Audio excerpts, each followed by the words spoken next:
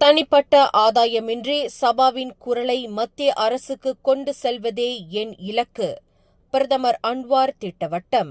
தான் தொடர்ந்து சபா மாநிலத்திற்கு பயணம் மேற்கொள்வது தனிப்பட்ட ஆதாயங்களுக்காக அல்ல, மாறாக சபாவின் மக்களின் குரலை மத்திய அரசு நேரடியாக கேட்கவே என்று பிரதமர் டத்தோஸ்ரீ அன்வார் இப்ராஹிம் பரபரப்பாக வலியுறுத்தியுள்ளார்.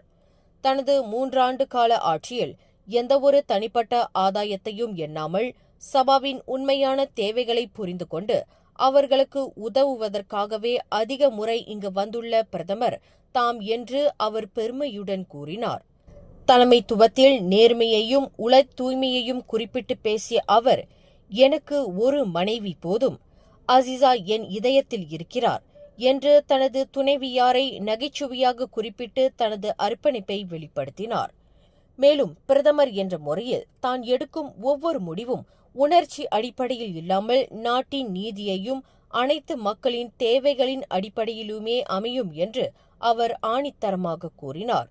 தான் பினாங்கு மாநிலத்தைச் சேர்ந்தவராக இருந்தாலும் பிரதமராக சபாவில் உள்ள வறியவர்களுக்கும் மோசமான சாலைகள், பழுதடைந்த பள்ளிகள் ஆகியவற்றுக்கும் முன்னுரிமை அளித்து உதவுவதே தனது கடமை என்றும் அவர் சுட்டிக்காட்டினார்.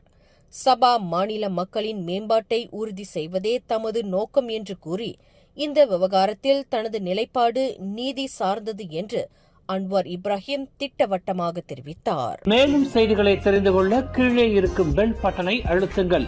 உங்கள் மகிழ்ச்சியை வெளிப்படுத்த லைக் மற்றும் ஷேர் செய்யுங்கள். தொடர்ந்து திசைகளோடு இணைந்திருக்க சப்ஸ்கிரைப் செய்யுங்கள்.